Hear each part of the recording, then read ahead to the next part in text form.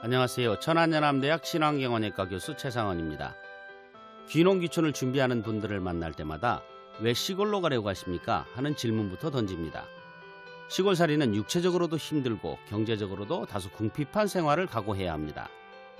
귀농귀촌을 실행하기 전에 반드시 필요한 것은 왜 시골에 가서 살겠다고 하는 것인지 스스로 납득할 수 있는 이유 찾기가 우선입니다. 간혹 귀농에서 뭘 심어야 할지를 먼저 고민하는 분들이 있는데요. 누가 뭐라 해도 귀농의 첫걸음은 시골에 가서 사는 이유 찾기부터입니다. 잠깐만 우리 이제 한번 해봐요. 사랑을 나눠요. 잠깐만. 안녕하세요. 천안연암대학 친환경원예과 교수 최상원입니다. 얼마 전에 만난 한 귀농인은 가을 경치에 반해 귀농 지역을 결정했는데 1년을 지내고 나서는 눈이 많이 내리고 겨울이 추워 무척 힘들다는 푸념을 하더군요. 평생 살아갈 곳을 정하는 것이라면 그 지역을 가끔씩이라도 찾아가 사계절을 유심히 살펴봐야 합니다. 여행이나 텔레비전을 통해서 보는 것과 직접 생활하는 것은 전혀 다릅니다. 귀농지를 최종 선택하는 것은 봄, 여름, 가을, 겨울을 경험한 후에 신중하게 정해야 후회도 적습니다. 잠깐만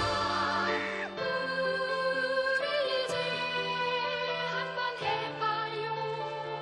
사랑을 나눠요. 잠깐만. 안녕하세요. 천안연암대학 친환경원예과 교수 최상원입니다. 이왕 귀농을 하는데 넓은 대지에 그림 같은 집에 대한 꿈을 가진 사람들이 간혹 있습니다. 그런데 꿈은 꿈일 뿐 시골에서는 집을 최대한 작게 지어야 합니다. 도시에서보다 난방비나 유지비가 훨씬 많이 들기 때문인데요. 귀농에서 모두 갖춘 완벽한 시작이란 없습니다.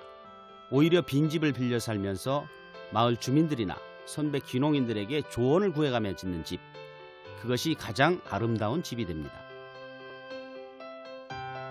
잠깐만 우리 이제 한번 해봐요. 사랑을 나눠요. 잠깐만. 안녕하세요. 천안연암대학 친환경원예과 교수 최상원입니다. 귀농을 했다가 실패한 경우를 보면 농사기술이 없어서가 아니라 농촌 사회에 적응을 못해서인 경우가 대부분입니다. 귀농은 단순한 이사가 아니라 사회적 이민입니다. 생활 방식이나 주변 사람과의 관계가 지금까지와는 전혀 다른 곳으로 이동을 하는 것인데요. 성공적인 귀농을 위해서는 기존의 질서를 존중하면서 마을 사람들과 어울림을 우선으로 하는 겸손한 마음가짐이 무엇보다 중요합니다. 잠깐만 우리 이제 한번 해봐요. 사랑을 나눠요. 잠깐만. 안녕하세요. 천안연암대학 친환경원예과 교수 최상원입니다. 귀농에서 높은 농가 소득을 올리는 경우에 흔히들 귀농에 성공했다고 얘기합니다. 그런데 저는 생각이 좀 다릅니다. 시골에서는 돈보다 더 중요한 성공 기준이 있는데요. 한 귀농인의 차가 수로에 빠졌다고 칩시다.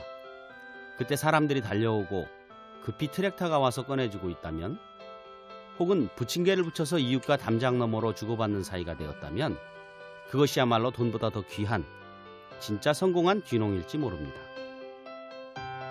잠깐만 우리 이제 한번 해봐요. 사랑을 나눠요. 잠깐만. 안녕하세요. 천안연암대학 친환경원예과 교수 최상원입니다. 귀농을 준비하면서 보일러술이나 미용기술을 배우는 분들이 있습니다. 귀농하면 마을 분들에게 도움이 되고 싶어서라는데요. 이런 일들이 대단치 않은 것처럼 보일지 몰라도 서로 이해하고 존중할 수 있는 의미 있는 연결고리가 됩니다. 농사기술에 조급해할 것 없습니다. 이런 분이라면 마을 사람들이 농사기술을 가르쳐주는 것은 물론이고 농사를 대신 지어주다시피 할 것입니다. 잠깐만 우리 이제 한번 해봐요. 사랑을 나눠요. 잠깐만. 안녕하세요. 천안연암대학 친환경원예과 교수 최상원입니다. 귀농인의 절반 정도가 대략 1년 정도 고민하다 귀농을 결정한다고 합니다. 그런데 저는 3년 정도의 시간이 필요하다고 봅니다. 도시에서의 2년 동안은 귀농의 이유 찾기와 어디서 어떤 농사를 지을지를 고민하고, 나머지 1년은 현지로 귀농해서 일손도 돕고 농사 기술을 배우라고 당부합니다. 천천히 살려고 귀농하면서 너무 서두르고 있는 건 아닌지 보다 신중하게 고민하고 결정해야 합니다. 잠깐만.